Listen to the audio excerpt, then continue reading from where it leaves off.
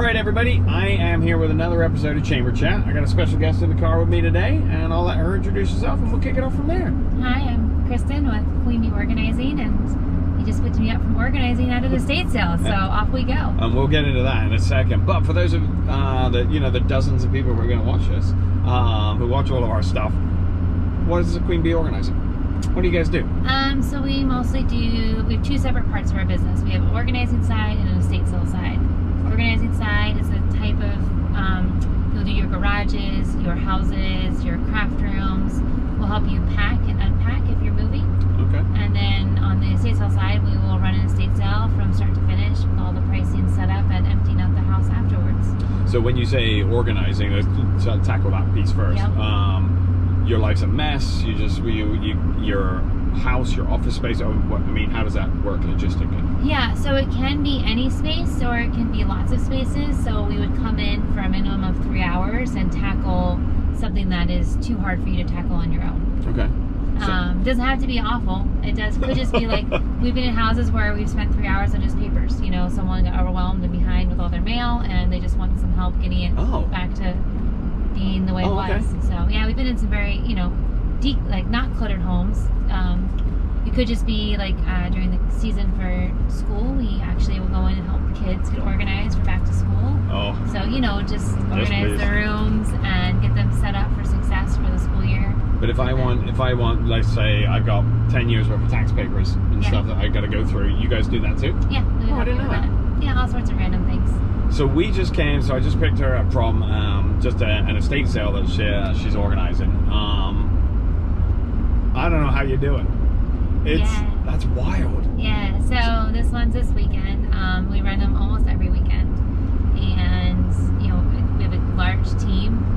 Could be larger, but we have people that are, working really hard and just get in and set it up so that people can buy it and then clean it out the next week. So, and not to get into specifics about this particular one that you're doing, obviously, for whoever is doing it, but it's literally, they're not living there anymore. They pass away, and you've got the whole house to organize. Yeah, so there's two types of estate sales. There's ones where people pass away, and there's also living estate sales where, say someone has a really large home and they decided to move to a senior community. Okay. And so they've taken, 1 or 2 bedrooms worth of stuff but left the rest of it. So we will do any type of sale. We typically say for our company it needs to be at least a 3-bedroom or more. Okay. For size purposes, because we are known for running larger estate sales. We typically we will help you do a clean out, which is a whole other thing. Yeah. To say it's smaller than a 3-bedroom sale, we'll actually go there and do trash donations and sellables, and then we move the sellables off site to our beehive location and sell them from a storefront. So it's like a whole different process too. So if I want to do an estate sale, sorry, I'm on the bumpiest road ever apparently. If I want to do an estate sale, I call you guys up. How does it? From the first phone call, what does that look like? So we come out and do a consult once we talk to you a little bit about the cost and what your timeline is. Yeah. During this summer we were booked out almost 12 weeks, so we had to say no to a whole bunch. Oh, wow. Yeah, it was sad. We like to run them and we like to help people. Yeah. But there's only so many we can do. So we would come and do a consult. It's a free 30-minute thing just to see how much is there, make sure that it's worth it for you, make sure there's enough there for us to sell. Yeah. And then we sign a contract, and then about 2 weeks before the sale date, we come in and start organizing it all. Now, this is my impression, is it easier without the owners there? Yeah, so when we're setting up, we try really hard to have them not there. Right. It's just too emotional. So even if it's, say someone's passed away and it's their family members, by the time we start, we ask for those items to be removed from the house so they don't have to come back and check on us. Okay, because that would be bad. Oh, now we got gravel. Oh, we definitely took a run. So there's we're lost again. Not the first time we've been lost. I'll turn around here in a little bit. But okay, so when you come in, wow, this will take you out. I think. Actually. You think so? Yeah, I think it goes to Belfast. These things happen. Oh no, this is terrible. So we're out in the middle of nowhere. So we're over on 53rd somewhere. But yeah, so we come in. So you don't have to have passed away, right? And then you come in, and then anything that is not sold or taken or predetermined where it's going to go, it just gets sold. that's part of our stuff. Oh, I mean after the sale. Yeah. Yeah, so anything that doesn't sell, we donate, unless the family wants back. Oh, okay. There's a few items that we might eBay, but we're not an eBay service, so occasionally we'll take something that, you know, has a high value. Like we have a music box right now in our office that's worth, you know, $5,000. Whoa. So we didn't sell it at the sale, so now it's on eBay. Okay. But that's so rare. Most of the time we just donate to local charities. We go with packing and they come and get it. This is the worst road. It's fine. It'll show up. Although that's a pretty bird in front of us. How'd you get into this? Are you like a neat freak? No, I am organized. Well, I would hope so. But I think that the ability to be organized is the ability to live in your space as well. Like if I have friends coming over and I know I have a half-hour heads up, I want to be able to put my stuff away in a half hour. We don't try to say that you should live in a museum. We just want you to be able to live in the space that you have and have a home for your possessions. All right, that's a cool way to do it. And recently on, you know, I say recently, it's been the last like 3 or 4 years. I'm sure you know Marie, what's her name? Kondo. Yeah. Is that legit? I mean, is that kind of... I think people getting more into this sort of stuff? I think she was a really good marketing campaign. We're almost to the road. We're nearly to pavement again. Oh, He terrible. almost knows where he is. Look, Which way am I going? Left will take you longer and right takes you back to town. So whichever way you want. Well, let's go that way so at least we know where we are. All right, good. One of us already knew. Marie Kondo. All right. Yeah, so Marie Kondo, I think she didn't really approach anything in a way that wasn't already in existence. She phrased her words in a way that made sense to certain people. And I think that's a lot about organizing, like trying to understand what really hits home with that person. You can tell someone, like we do organizing with kids, we'll say, for instance, like you can either have someone let go of items or choose which items to keep, and those are very different mindsets. So most children only gravitate towards one of those mindsets. So if you're having your child try to get rid of toys and they're like not having it because you're like, well, you need to pick 5 things to get rid of, you might try instead to say out of these 15 things, which 10 things are you going to keep? Because it's just a different way that we think of things. So the same with Marie Kondo, she just came in and said some things a little bit different. And are there things that you won't deal with or do? I'm sure over the years you've seen some great things and some horrendous things. But it just depends. Like we do hoarding houses. We actually have been on I myself have been on one of the shows as an organizer multiple times. Yeah. Which one? We've been on A&E, Hoarding Buried Alive, and then TLC's Hoarders. Sorry, I did that backwards. TLC's. Anyway, we've been on both. I've been on 5 different episodes. Dang. And my team has been on one of them with me because I wanted them to be hired for it. So now I've seen those shows, and before we got in the car together, I was like, you know, because I walked into the estate sale they're doing, I couldn't do this.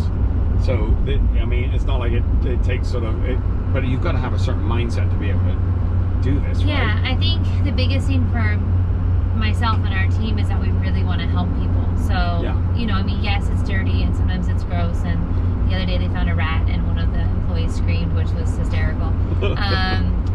And you know, it's all of that kind of sucks at times, but like the outcome of what you're doing and how grateful people are is really rewarding. So that's why we keep going forward. That's cool. That's a good way to look at it.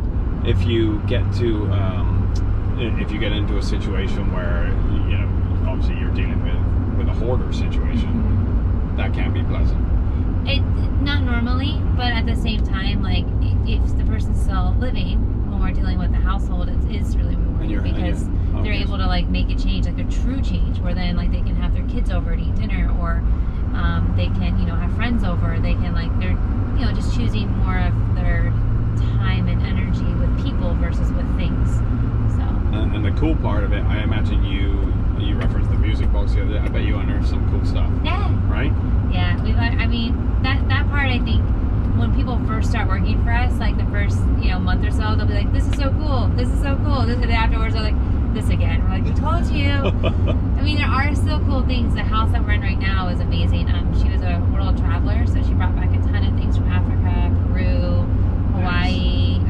There's beautiful alpaca furs. I mean, there's just really, really neat things. And so, I mean, we still get, you know, wowed by items here and there. Do you got to see some stuff. Yeah. Right? Yeah, I mean, we touch 1,000 things a week, so that's a lot. How's things changed a little bit? Because obviously estate sales, you got people coming in, roaming around. Is that obviously got to change over the last year and a half, right? So that's sort of where the beehive came in. So when COVID hit and they shut us down, we still had estate sales planned, and people had still sold their house, but there was no donation shops either. So it was either trash all their belongings or get rid of it. And it's just one more level that no one really thought of. I actually tried to get the newspaper to write an article because how many layers there were existing just in our little part of the business. Right. But anyway, so we actually rented a space with the help of the owner from Timber Hill Shopping Center. He was super kind. Nice. And he has open spaces, a couple of them, just don't take ours. But he was really kind, and he actually let us use this space for a couple months just to store a bunch of belongings in it. And then when we were allowed to run sales again, we ran one big sale from the space. And then that's cool. It was really popular, so we ran another one and another one and another one. Now we've done 6 of them there, and it's been a year and a half. So what we've been doing is all of the people's items that are too small to have a sale, we've been taking them there and then doing a combined sale, which we used to do in people's houses. So they'd say, like, you had a 2-bedroom amount of stuff, but a 4-bedroom house, we might take a 2-bedroom house and move it into your space. But it's hard to move furniture and stuff into a small house. Yeah, sure. Or even a big house. You have walls and stairs, and so this gives us a 6,000 square foot space that's double doored, multiple entrances.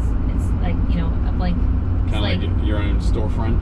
Yeah, that's what we call it. So we open it up every 6 weeks or so, and then we have one massive sale for 3 days, and then we get rid of it. Now, if it wasn't for COVID, or maybe even after COVID, if it ever ends, you think we'll keep this? I mean, I'll keep it as long as he'll keep renting it to us. But it's like you said, it's opened up another avenue for your business, right? Yeah, and it's actually really, I mean, we always did clean outs, and like I said, we've always kind of done that, but the ability to take them to one space and just have them there, and then also people are now, instead of having us just do the ones from the clean outs, a lot of people can call and we'll consign. I say consign, but we'll sell the items for them. So this next sale is the 8th, 9th, and 10th of October, so I don't know when this will play, but it's in a week and a half. A couple of weeks, yeah. And we have a gentleman that his wife passed away who collected Halloween, so he's bringing us over 60 boxes of Halloween decor just in time for Halloween. So good timing. I mean, there's 26 or 30 some people in it, so there's a gazillion different things. And what's nice about it is that, like, when you go to a house, you have one person's taste. When you go there, you have 30 different people's taste. So you have so many different things. Yeah. There's something for everybody. Yeah. So they can check it out. Yeah. Well, that's cool. So one of the cool things about Chamber Chat when we do these videos is obviously, I'm sure a lot of people heard about Queen Bee, and I'm sure some people know you, but we kind of want to emphasize getting the story behind the business, right? Sure. So yeah, it's cool. Queen Bee's cool, but what about you? Like, what about so if you're cool, I'm gonna fire off some questions for you, sure. and you can answer them. Yeah, just see how crazy it gets. Okay. Favorite food? Ice cream. Ice cream? I love sweets. That's lit. Okay, death row meal. You're on death row. You can only have. Is it ice cream? I mean, for dessert, it might be ice cream with like apple pie, as long as the apple pie is really good. You're the only person I think in all of these chamber chats we've done over the age of 5 who said ice cream. I mean, I'm sure I could say like I make a really good risotto. I really like shrimp. I mean, I like food. But, okay. But I mean, okay, if I had to pick any meal on death row, I mean, which I hope I would never be on, obviously. Yes. But I travel a lot, and there's a restaurant in Brussels that makes squid ink pasta. They're is it husband and wife from Italy? Yeah. And I went there for an overnight on my way home from a different country, and I had squid ink pasta with shrimp, and the dessert was a limoncello frozen ice cream dessert, and it was amazing. And you said squid ink? Squid ink pasta, yeah.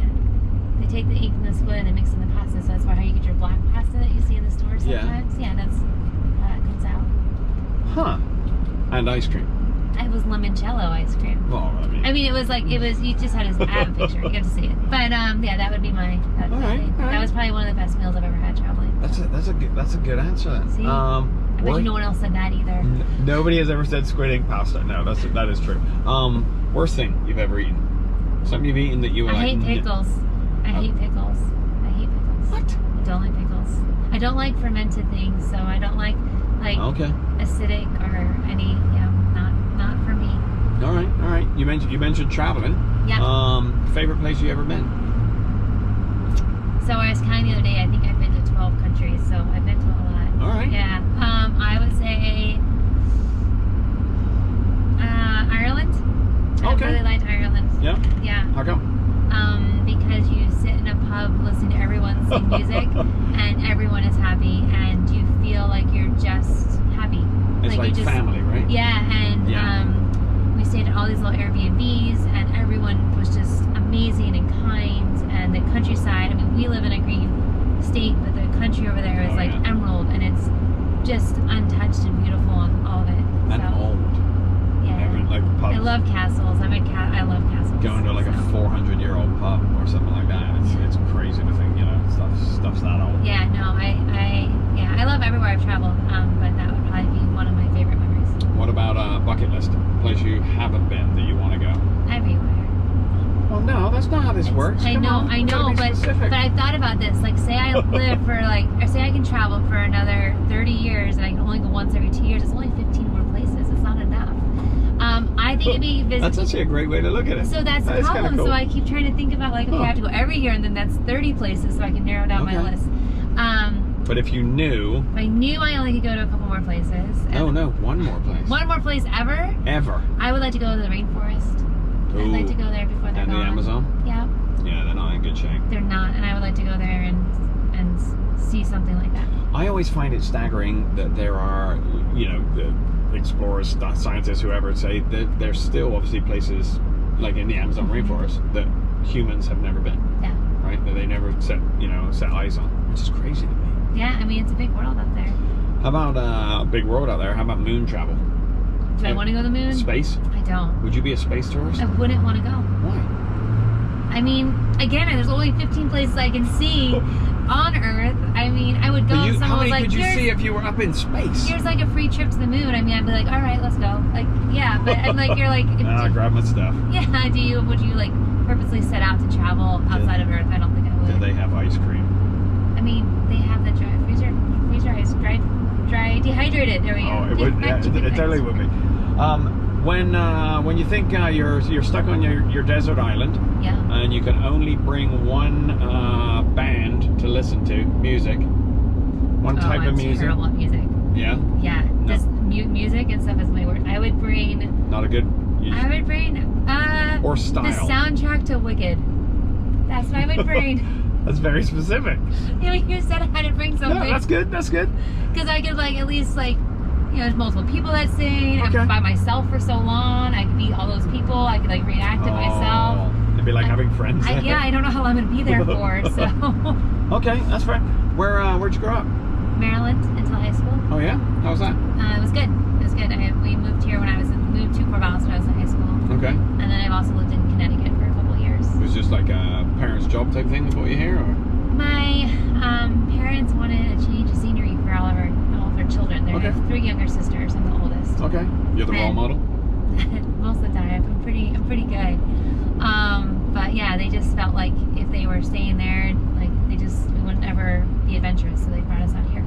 Maryland seems like, is it not too cool a place? Have you been back? No, I have been back. I love Maryland. And Maryland is a cool place. We just lived in a really small town out there, and when I was younger, I think 8 or so, my grandparents owned a boat, and they sailed around the world in the sailboat. And so for the summer, my family, so I would have one sister at the time, myself, my cousin, and my parents all went on the boat for a couple months. We went to the Salmon Islands and went all around. And so my parents, after that, went to Oregon on their way, kind of traveling, and they just loved it, so they wanted to come back. So you kind of got traveling in your blood.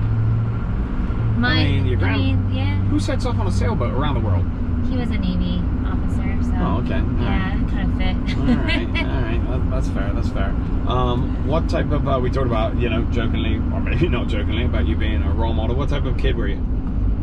I don't know. I guess that's my parents with that. I feel like I was a rule follower, but I also am super stubborn. So what would your parents I feel like they would say that I'm super stubborn. Yeah. Yeah. And I was picky at eating food, and but I was also super fun. I did a lot of sports, and I had friends, and just stayed out late and played games. My parents we didn't watch a lot of TV, so we were always playing games and doing activities. Do you have a favorite game? Board game? Right now, I really like, gosh, a lot of things. I really like cribbage. I grew up playing cribbage. Oh, yes? Mm-hmm. You know what's funny? My wife plays cribbage. I've never learned. Never played. Don't know what it's like. I feel like your wife should make you learn how to play. I really like it. It's it's sort of a game of chance, but I enjoy it. What does a perfect day look like to you? From start to finish, you wake up, anything goes.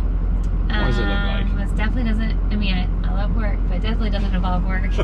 Right. We had somebody on before who was like, "Yeah, I get up, I go to work, I love my job." I'm like, that's a mental answer. I mean, yeah. I mean, you don't want to say I do love my work, but I mean, but it's work. It's still work, and this year especially has been more work than ever. Oh yeah.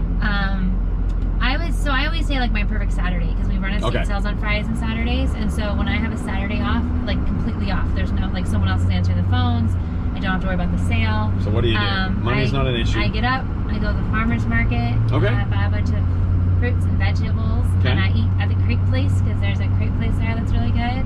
Okay. I would probably go to get my dog and hike for a few miles with him. Like a bit of hiking now and again? Mm-hmm. And then if it was a great day, like it was going to be beautiful weather, I might go to the coast. It's your day, you can pick the weather. It's great weather. Okay. I'll go to the coast and eat dinner at local ocean and watch the sunset and call it a day. That does sound like a pretty relaxing day. Yeah. So your job is pretty, I'd say, stressful in a different way, you know, but it's obviously, I'm sure there are times when it's just intense, right? Like the day before, you've still got done stuff, you're up till 1 a.m. still sorting stuff through. So our last beehive sale we did, I worked, I want to say it was like 12, 18-hour days in a row. Yeah. Whoa. Yeah. You know how everyone's looking for employees? It's a thing. It goes around. Yeah, what's the deal? Why can't people get employees? I don't know. We have we normally run about 20 to 25 during the summer, and we're running about 10 less than we normally do. So, yeah. So the boss gets to pick up the slack. Boss is working. Man, that's right. The day. And which can be, but I can see how, you know, when you sort of just describe your ideal day, that's probably just like, let's do nothing. Yeah. I mean, I'm not really, I'm good at relaxing, but my relaxing normally involves still not just sitting on the couch all day. I still want to be like out doing and about. Something. Yeah, and taking, making it the best day it can be in that own day. I don't get a lot of them, so I want to take ownership of it. Make the most of them. Yeah, absolutely. Yeah. Hey, so we talked about it earlier. COVID has kind of sucked, right? This past year and a half, right? It's been interesting. I think everyone has been, you know, there's been good and bad, yeah. There's been some challenges. I think we can all agree on that, right? A few challenges. But to put a positive spin on it, what's something that you've seen over the last year that maybe you got, there's something good that came out of whatever it is, something good that came out of COVID? Well, I think for us personally, the beehive was something that was really good. You know, it was never there before. I would have never thought of it, and now it's really helping a lot of people. And that's been good personally for us. I think that on a grander scale, I think that there are times when people really have banded together to make something better. You know what I mean? People are really, I mean, there's lots of times when people are really trying to support each other and really help each other, and I think that's important. Yeah.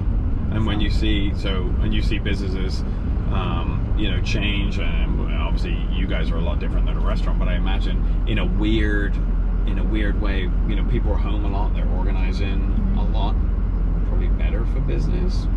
It's kind of interesting. So when it first opened back up, we were a little bit slow on the organizing side because so many people had been home without jobs for 2 months. They decided to tackle the projects that they originally had hired us for that we couldn't go out and do. Right. But as online school was going on, then they realized that having all the kids at home it was a challenge. So then we ended up picking up business with like helping create school spaces and decluttering areas that maybe they, you know, rearranging furniture and trying to figure out spaces everyone could work and live in the same area. So so it's a mixed bag. It is, and we stay busy most of the time, and that's great. I mean, really amazing organizers that go out to the job sites. And that's very cool. Nice. Yeah. If we're wrapping up here, if people need to get a hold of you, how do they get a hold of you? Calling is the easiest. It goes to our office, phone number. Yes. Sounds like an infomercial. That would be helpful. Is 541-231-6964. We also have a website. It's just the name of the business, Queen, the letter B, organizing at gmail.com. Sorry, queenbeorganizing.com, and then the email's on there, getOrganizing.com. So simple, super easy. Super easy. It's you also can join if you like estate sales. You can join our mailing list. Oh yeah, which is really different. We actually have over 4,200 people on our mailing list, and so you get a special email on the Tuesday before the sale. Is that on the website, I'm assuming? Yeah, you can go there and just click like sign me up for future newsletter, and we'll click you on there. And then one of the things that's really cool is every Thursday we do a Thursday's treasure. So one of our employees started this during COVID, and because I was trying to give out hours as much as I could. Yeah. And so she researched different things that are at her sales, or other people have sent her things to research that they don't know about, and then she shares them one either item a week or one type of item, like a generalization of items. This week is the pinking shears, so the sewing shears, the scissors that people use. But she's done all sorts of things, and she shares it every Thursday. So even if you don't want to come to estate sales, you can also sign up for that newsletter and just find out cool information about different unique items. That's cool. Yeah, it's really neat. Cool. Well, thanks for taking a ride with me. You're welcome. Sorry to pull you away from your estate sale. It looks cool. It is cool. It does look very cool. Yeah. But yeah, I want to thank you for being a part of this. Thanks. Again, thanks for making it work. I appreciate it. No worries. And we will catch you guys on the next episode of Chamber Chat. See you later.